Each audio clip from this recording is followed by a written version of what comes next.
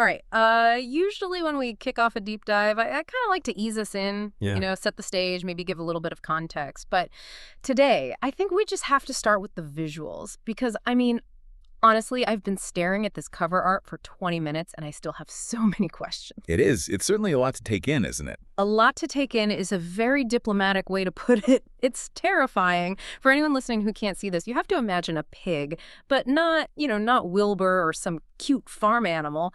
This thing has these glowing red eyes, massive dark wings like a gargoyle, and I can't believe I'm saying this, a very specific, almost stylish human haircut.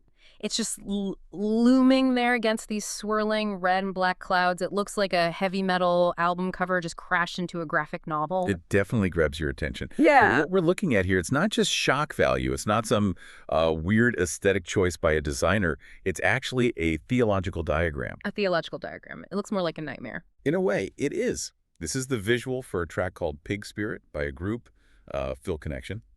And that nightmare pig is their personification of a very specific, very old concept. I did see the citation right there above the pig's head, 2 Peter 2.22. Right. And that's our whole roadmap for today. Yeah. We're not just analyzing a pop song here, this track. It functions less like a single and more like a theological manifesto, or as the group themselves call it, a deliverance declaration. We're going to dive into these lyrics to unpack how they use some incredibly visceral biblical metaphors to describe the psychology of backsliding. Backsliding. Okay, that's a term that carries a lot of baggage. Usually it implies someone in a religious context, messing up, falling off the wagon, going back to old habits. Exactly. But the argument Philconnexion is making in this track is that backsliding isn't just a lapse in willpower. It's not just a mistake. It's a battle against an entity. It's the difference between just slipping up and being influenced by a spirit. Which brings us right back to the pig with the haircut. It does. So grab your metaphorical shovel. We're going to have to dig through some mud today. Let's get into it. The foundation here, like you said, is that scripture reference on the art, 2 Peter 2.22. I looked it up before we started, and I have to say, it is not for the squeamish. No, it's not. It's meant to be repulsive. It says, as a dog returns to its vomit, so a fool repeats his folly. And the verse continues, and this is the part the song is really built on. It talks about a washed sow, a pig that's been cleaned, returning to wallow in the mud. Hence the pig spirit. Precisely. The imagery is deliberately gross because it's describing the irrationality of going back to something that poisons you. The song actually kicks off with a spoken intro, almost like a mini sermon before the beat drops. And the speaker sets up the core idea immediately. He says, this is revelation, not condemnation. That is such a crucial distinction right out of the gate. Hold on, let's pause on that, because that feels like it could be a semantic trick. In practice, this isn't telling someone they have a pig spirit just inherently condemning. It sounds like a pretty aggressive insult. You'd think so, yeah. But in this specific theological framework, it's actually designed as a relief mechanism. Think about it.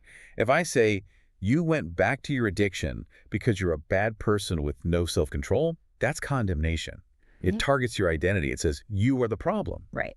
But if I say, you went back to the mud because there's a spirit influencing you, pushing you toward it, that is, in their view, revelation, it externalizes the problem. So it shifts the battleground. Exactly. The lyrics explicitly say, a washed soul that returns to the mud reveals a spirit at work. It's not, I am weak and terrible. No, it's, I'm under attack by something that isn't me. That's it. Yeah. And that's a really powerful psychological shift. It separates the behavior from the person. And that separation lets them paint these two very different pictures in the first verse. You have the sty and you have the highway. Let's look at those lyrics. The description of the sty, the old life, is so visceral. Head down in the mud, old chains feeding flesh and blood. It just sounds miserable. But the counter image, the rescue, is so stark. Heaven broken, robe on my back, new name. It's the classic rags to riches story, but, for the soul. But here's the key insight, the real aha moment from this first section. The song puts forward this theory of unknowing.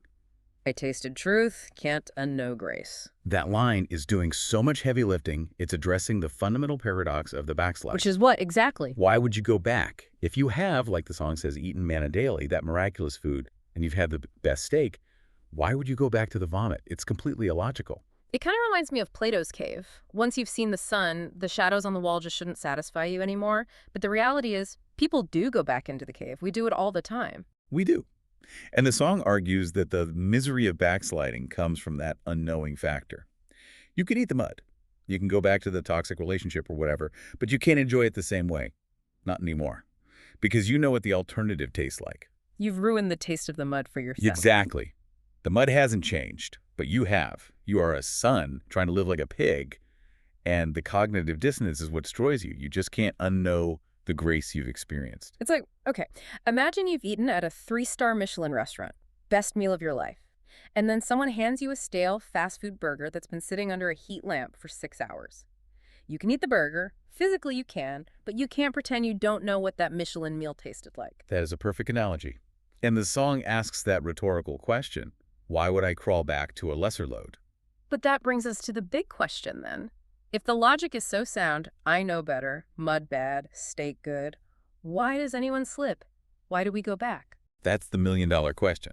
And that brings us to the second part of our analysis, the whisper. Because the song offers a theory on how this happens. This is the pre-chorus, and honestly, this part gave me chills because it's so simple. It doesn't talk about some grand evil monologue. It just says, there's a whisper saying, just one more time. Just one more time. That's it. That is the lie, the universal lie. I don't care if you're talking about a substance or texting an ex or hitting the snooze button. It's never, I'm going to ruin my life today. It's always just this once. And notice the shift in agency there. Who is saying that line? The song blames the pig spirit. That's the pig spirit lying, crossing the line. Right. It's not your internal monologue. By framing that thought just one more time, not as your own desire, but as a malicious whisper from something external, it changes how you interact with the thought. It makes it an intruder. Exactly. Yeah. It's like spiritual warfare applied to cognitive behavioral therapy. If you think, I want to do this one more time, you start negotiating with yourself. You think, well, I had a hard week, maybe I deserve it. Right, you rationalize. But if you think, this spirit is lying to me to try and trap me, you don't negotiate. You fight back. You don't negotiate with terrorists. Precisely. You shut it down. But isn't there a risk there? If I start blaming the pig spirit for every bad choice, am I just dodging responsibility? You know, the whole the devil made me do it thing. That's the classic critique of this kind of theology. Okay. But if you look at verse 2, what we're calling the Revelation verse, Philconnexion actually flips that on its head. They argue that realizing it's a spirit actually increases the stakes. It doesn't lower them. How so? Because they move the whole argument from legalism, from just breaking a rule, to economics, the economics of grace. I have grace is cheap highlighted here in my notes. That's the lie the spirit tells you, right? All right, the spirit whispers, truth can wait, grace is cheap. Basically, go ahead, mess up, God is forgiving. It's free. You can just ask for forgiveness later. That's a concept Dietrich Bonhoeffer famously called cheap grace. The idea that forgiveness is just a clearance sale where everything's practically free. Exactly. And the song's rebuttal to that is so aggressive. The lyric says, but grace was paid for in suffering weight. And then the kicker, we love him too much to crucify again. That is a direct reference to the book of Hebrews, which talks about falling away and crucifying the Son of God all over again. Wow, that is heavy. It's incredibly heavy. But look at what it does. It frames backsliding not as just breaking a rule, but as a deep personal betrayal. It's an emotional argument. It's not, I'm afraid of being punished. It's, I don't want to hurt the one who saved me. It changes the motivation completely. You're not just avoiding the mud because it's dirty. You're avoiding it because going back insults the person who washed you. Exactly. Yeah. Can't mock the blood, can't trample him. It turns that just one more time, whisper from a simple temptation into a kind of blasphemy. It raises the stakes so high that the whole cheap grace argument just falls apart. So we've got the sty, the whisper, and the stakes. Now let's talk about the solution. Segment 3, the identity shift. The bridge of the song brings in another massive biblical reference, like legion redeemed, right mind, clear way. Okay, so for anyone who might not be fresh on their New Testament Gospels, legion is a real heavy hitter in biblical lore. This is the story in Mark chapter 5, isn't it? The man possessed by thousands of demons. Yes, he's living in the tombs, he's cutting himself with stones, screaming constantly. He is totally out of his mind. Jesus shows up, casts the demons out, and this is crucial for our theme, he allows them to go into a herd of pigs. Which then run off a cliff and drown. So the pig spirit idea connects right back to the story of deliverance. It does. But the key phrase the song picks up on is what happens to the man after the pigs are gone. The Bible says the villagers came and found him clothed and in his right mind. Right mind. That implies that the pig spirit, the addiction, the sin, the mud, was actually a form of insanity. Precisely. The song suggests that holiness, or being sealed in grace, is really just sanity. It's a restoration of mental clarity. The bridge lists all these no mores, no more graves, no more chains, no old appetites. No old appetites. That goes right back to the food metaphor we talked about earlier. It does. And notice the progression of status. It says, from sty to sonship. That's a huge leap. A pig in a sty is just livestock, dirty, destined for slaughter. A son is an heir. And an heir doesn't eat garbage. That identity shift is the fuel for the chorus, for the hook. Have you noticed the rhythm of that part? It's so repetitive. We ain't going back, backward never, forward we go. It feels like a marching cadence. It is. It's military. And they swap out the menu again. They say they're going after the bread of life, manna, and the wine of the Spirit. So they're replacing the vomit in the mud with the sacraments? It's a complete dietary overhaul for the soul. The logic is simple. You can't crave the mud if you're already full of the bread of life. If you fill yourself with the good stuff, there's just no room left for the old appetite. And the stance towards the pig spirit in that hook is so aggressive. Pig spirit, we come against you, go. It's not polite at all. It's an exorcism set to music. They aren't asking the urge to leave, they are commanding it. We come against you. It emphasizes that this is an active battle. You don't just drift away from the sty, you have to march out of it. Which brings us to the final part of the song and our last segment, the artist as apostle. The track ends with a spoken prayer, and the group identifies themselves in a really interesting way. They sign off as Philconnexion digital apostles. Digital apostles, that phrase really jumped out at me. What does that even mean to you? Well, apostle in the ancient sense is a sent one, right? A messenger with a specific commission. But by adding digital, they're acknowledging the medium. Right. Think about where this battle often takes place today. Where do people backslide? Where do they hear that whisper? Just one more time. On their phones, late at night, scrolling. The digital realm is often the modern sty. It's where the mud is. So by calling themselves digital apostles, they're basically saying they're using the very tool that often distracts or tempts people, the stream, the file, the device, to deliver the antidote. They're invading the enemy's territory. And notice that the song doesn't just end with a fade out or a guitar solo. It ends with a direct address to Father. It becomes a prayer. And let's look at the language of that prayer. It's very legalistic, almost like a contract. We renounce every spirit that pulls us back to the mud, every appetite, not from you cut off now. Every lie that cheapens grace, silenced.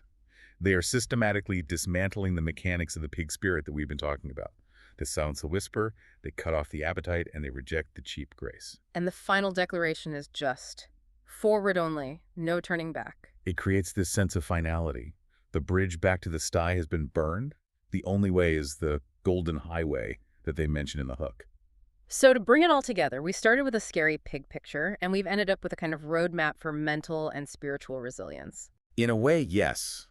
The song takes a very chaotic, messy experience, the experience of failing, of sliding back into old patterns, and it gives it a structure. It names the enemy. It names the enemy, the pig spirit, the whisper.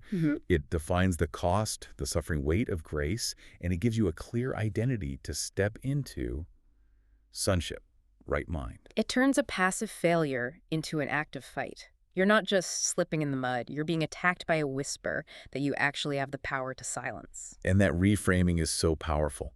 Whether you subscribe to the specific theology of Philconnexion or not, the psychological mechanism they're describing is potent.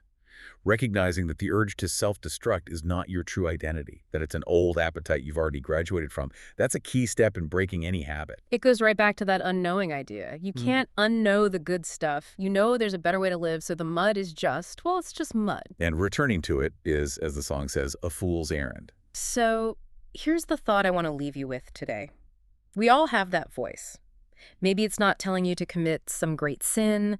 Maybe it's just telling you to give up or to settle or to go back to something that was comfortable but toxic.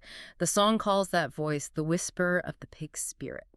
And it suggests that the voice is lying. Exactly. So if you viewed your own repetitive struggles through that lens, not as a part of you that's broken, but as an external lie that's trying to trick you, how does that change the way you fight them? Next time you hear, just one more time, maybe you don't negotiate. Maybe you just say go. Forward only. Forward only. Thanks for diving deep with us today. We'll catch you on the next one.